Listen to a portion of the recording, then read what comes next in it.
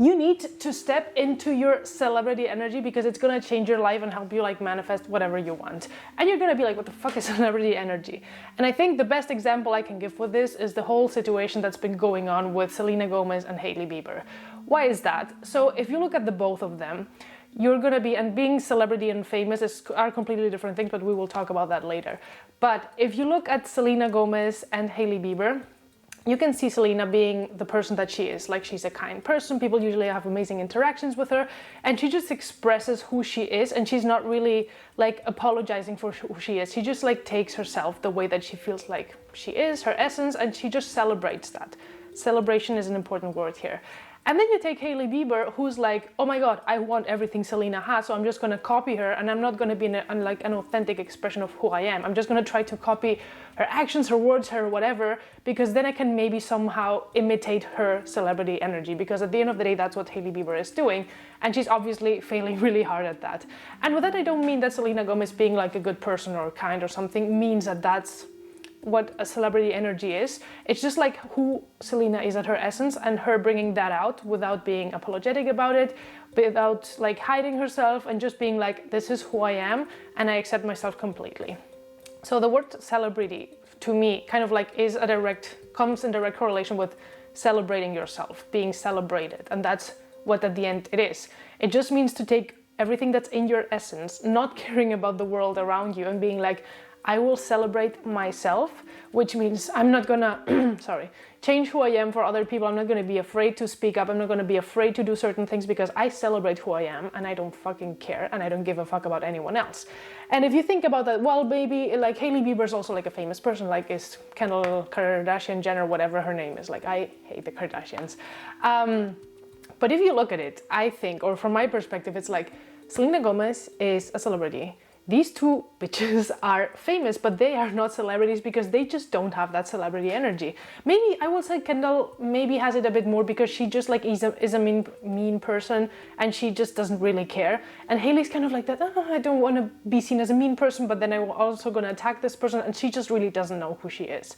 So at the end of the day, when I feel like you can be famous and you can be a celebrity, or you can be a celebrity and famous, and you can be famous without ever having that celebrity gene and just like not being able to fully embody who you are. So how do you embody celebrity energy? Like, how do you step into that version of yourself? Because I feel like the moment you kind of find your celebrity energy and you're able to embody it and kind of step into it, that's when like manifestations and everything that you do just like happens so freaking effortlessly.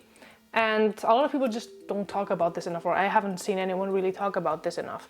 And at the end of the day, it's like, think about a celebrity that you really care about, who is real celebrity energy, someone you admire, someone that you're like, oh my god, I would love to not be like this person, but have their energy. Because at the end of the day, I feel like a lot of the times we make the mistake of like, if you like a celebrity, if you like someone that you really admire, you're like, okay, if, I don't know, Taylor Swift dresses in this type of way, I'm just gonna dress the same type of way because I want to be like her. When you say that you want to be like her, you don't want to dress like her. You just want her energy. You just want that security she has in herself, that way that she accepts herself, everything. You just want the energy. You just don't want the rest of it. But since energy is not something you can copy, we all try to kind of like copy their clothes, copy their makeup, buy the products that they do the same things they do, even though they're not in alignment with who we are. So think about like this celebrity that you really admire. I'm gonna go with Rihanna, actually, even though I really like Taylor Swift and I'm a bigger fan of Taylor, but I feel like Rihanna relates more to who I am. So imagine like how Rihanna thinks, how Rihanna feels about herself, and what the beliefs are that she has, and how she would kind of act in different situations. Like, for example, let's say grocery store. What do you think Rihanna would do in the grocery store, and how would she act? And then you just copy that. You just copy the way that she's acting, not what she's wearing, not her company, like her Fenty Beauty or something, just the way that she is in terms of like beliefs.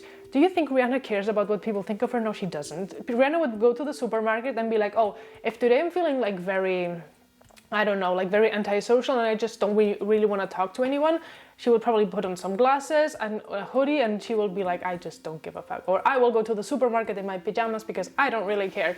And if someone talks to her and she's not in the mood, she's gonna be like, hey, sorry, I just don't feel like talking to you right now. And she will not give a fuck.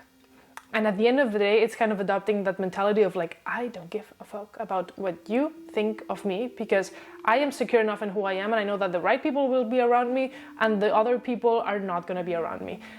And something that comes with that is also like the polarity that a celebrity has. I mean, if you think about celebrities, I'm sure that you can find one or two who are like not really polarizing, that everyone seems to love. I feel like Anne Hathaway is a good example for that, which doesn't mean that she's not celebrity energy, because I really like her. But I do think that when you step into your celebrity energy, you become a polarizing person, which means people either hate you or love you, and there's no in between. I mean, there can be some kind of in between, but you know what I mean. It's that you are yourself so much that you're gonna trigger some people, you're gonna piss some people off, and that is when I feel like you're expressing yourself more. Because I've had that over the years where, like, when I started social media, I was always so afraid that people would judge me and think certain things of me, blah, blah, blah. But the more I kind of like did social media and practice by doing videos and posting things on TikTok and whatever, I realized like the more people love me, there are also more people hating me, and there's nothing wrong with that, because like people not agreeing with me is not my problem, and they're just like not my audience. They're just going to be there. They can be triggered by me, they can be whatever, but like I don't care about those people. I only care about the people who do like what I do, and that's basically it. So at the end of the day, I feel like celebrity energy is kind of like celebrating who you are and who you would be if you didn't have any fears, any limitations, anything.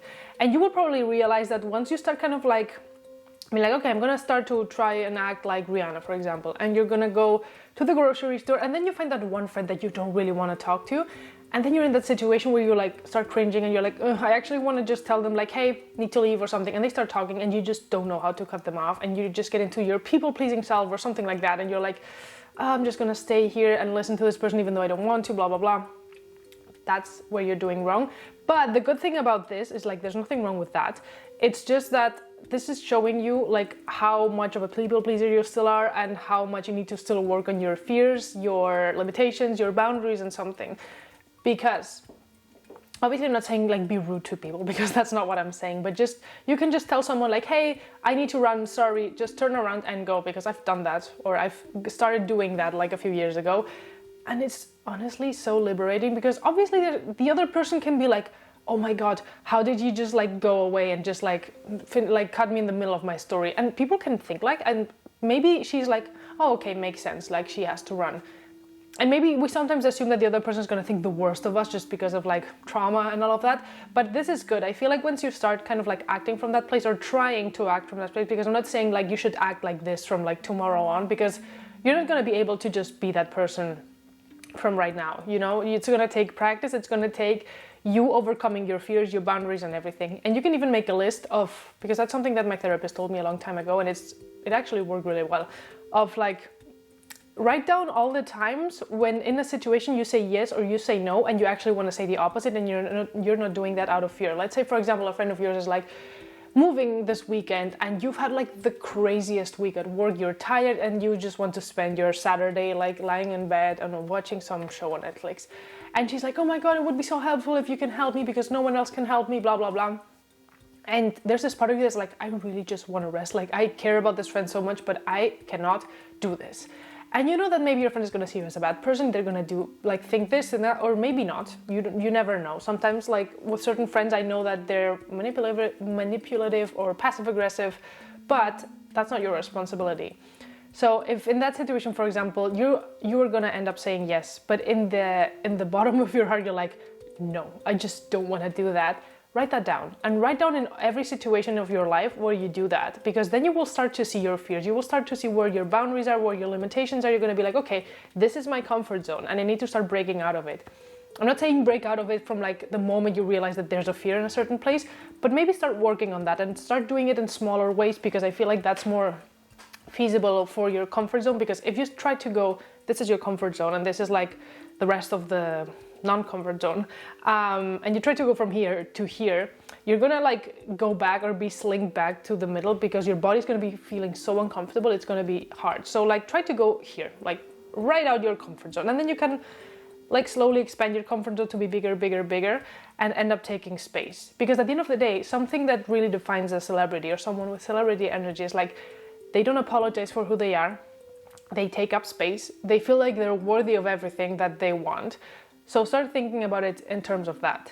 And also try to surround yourself with people who allow you to be that person, because there's gonna be two different types of people here, or like you can be in somewhere in between, where like if you are the kind of person who surrounds yourself with friends who like never get excited, or friends or family or whatever, who never get excited for like the things that happen to you, or maybe they just don't let you take up space. Like for example, let's say like you really like singing and you start singing in front of them and they're like, oh my god, shut up, you are not really like even good at that.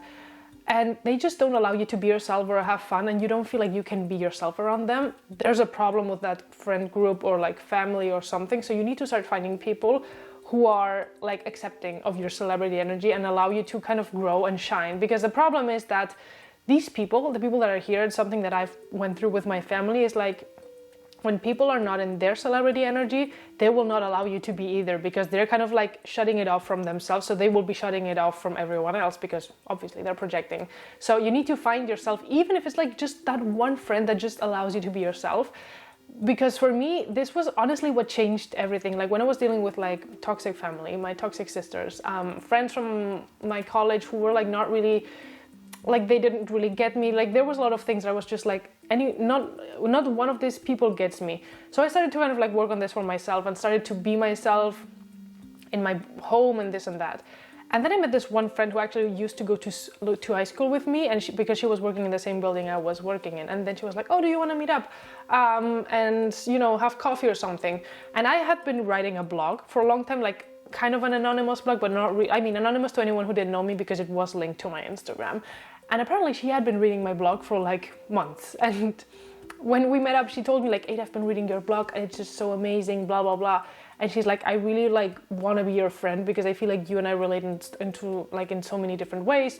The blog was especially like about things I went with my family, trauma, a lot of different things that were going on with my family back then. And that allowed me to enter that friendship from a very authentic place, where like I felt like she saw me, because she saw this writing that I did, and she's like, I want to be friends with this person. And that writing for me was kind of like my anonymous way to be myself, if that makes sense, because I was so afraid before to kind of like post something like this super publicly, because we're talking when I had like 10 Instagram followers, okay? Like no one really knew me or followed me, or people who follow me maybe were people who follow me from social media, so it's like they don't really know me, and they just, or if anyone ends up on this blog, they're not gonna know who wrote this, because on the blog there was no name, no anything.